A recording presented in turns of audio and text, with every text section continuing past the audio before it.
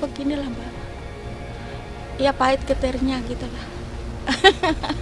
Ya pahit getirnya gitulah. Prihatin lah. Ya kalau ada diambil, kalau nggak ada ya udah. Kalau dapat banyak ya alhamdulillah, kalau dapat sedikit syukuri gitu aja. Emang kalau kerja ya begitu. Kayak gini ntar udah jam 6, ntar bubuk sampai jam 8, ntar jam 8 jalan gitu. Ntar sampai jam 12 nungguin di sono, tunggu lapaknya tutup, bersihin lapak. Dia dibayar kalau ada makanan dia dikasih, harganya menurun. Ya, biasanya kan 3.500, dibeli 2.000. Kalau misalnya kardus biasanya 1.200, dibeli 800 itu 600 gitu.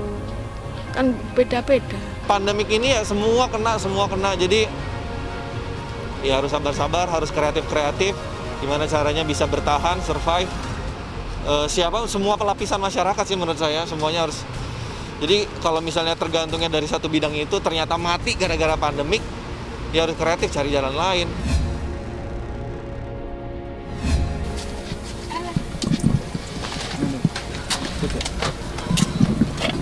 Iya begini. Yang penting ada kelambune aja, biar nggak ada nyamuk. Walaupun sebentar bubuknya kan nggak diganggu sama nyamuk gitu. Iya kalau misalnya orang udah ngantuk ya ini tetap aja merem, nggak kelihatan.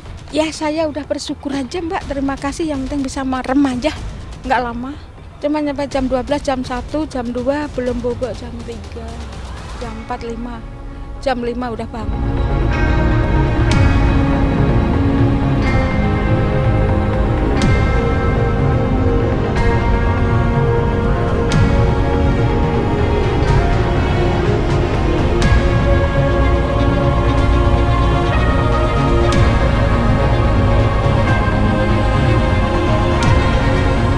Kita tuh ini Mbak ya nggak tentulah ya buat itu seadanya itu kumpul-kumpul gitu aja, dikumpul-kumpul gitu aja.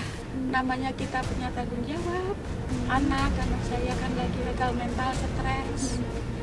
Ya saya suruh ngasuh bapak saya, memang saya kebagian harus begini mungkin ya, makanya ya harus kuat nggak kuat ya kita harus dipikul bebannya, ya kita harus ada kekuatan iman, mental, ya kita prihatin hidupnya.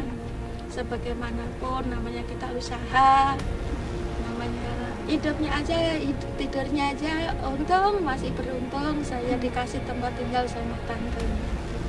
Saya udah bersyukur, terima kasih sama tante.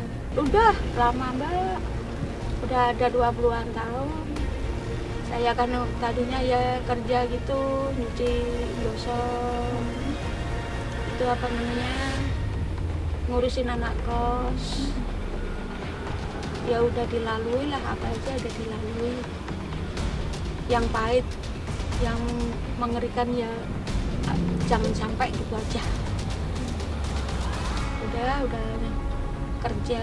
Membutuhkan keimanan kita, kegigihan kita, keyakinan kita pada Tuhan bahwa ini bisa lagi rezeki nggak akan tertukar. Kita akan cari jalan apapun juga akan dapat rezeki yang halal. Saya kan pemulung. Pemulung. Sehari bisa mendapatkan berapa? Saya dapat nggak bisa ditarget.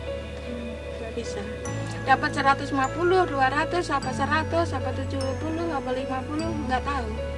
Itu tinggal ketentuan nama Allah. Dia kasihan sama dia. Iya, kita saling membantu. Walaupun misalkan dia nggak jual, kalau kelihatannya nggak makan, ya saya kasih uang malam. Ya disunggi di kepala, ya ambil nenteng, karung gitu. Kalau dia belum bobok, saya dapat makanan, ya saya kasih dia. Mungkin kan lapar, ada anak yatim piatu, enggak 10-nya kurang, kan kesian. Kalau misalkan anakku gimana rasanya gitu, anak orang yatim piatu. Ya kalau misalnya saya ada, saya juga lapar, tapi dia belum tidur, masih kelihatan di luar. Nah, mungkin dia lapar, saya kasih. Saya mending lapar nggak apa-apa. Pas tahu Bu Suyati profilnya kayak gitu, akhirnya kan kita juga ini ya, itu menjadi semangat tersendiri. Nah, kita datengin tuh ke sini, ke rumah ini, kita mau kenal sama Bu Suyati. Nah, dari sanalah awal pertemuan kita dengan Bu Suyati. Dia pengen banget berkorban, karena kenapa? Karena kan dia pengen daging kurbannya bermanfaat untuk anak-anak yatim piatu dan duafa di sini gitu. Terus juga kemarin juga yang cerita Bu Suyati, kalau ada teman-temannya yang misalkan jual rongsok ke dia gitu kan, misalkan kalau di orang-orang lakunya 3.000, dijual sama dia 5.000. Kita senangnya bukannya di dunia saya punya utang, kalau dikasih kan nantinya saya harus bayar. Di akhirat aja harus bahagia, harus kaya, kan kita sama.